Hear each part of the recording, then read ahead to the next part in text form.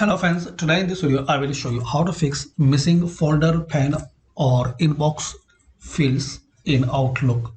So firstly, click on Start, type Outlook, open Outlook.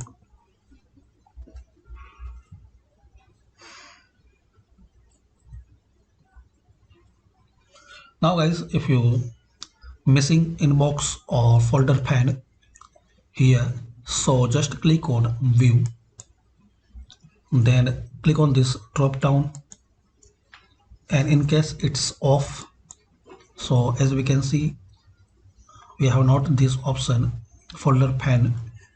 So to make it appear, so click on normal like this.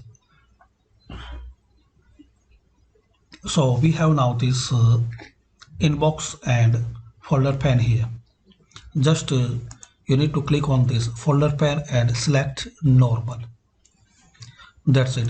So like this guys, you can fix missing folder pane or inbox fields in Outlook. Thanks for watching. Please comment this video useful for you or not.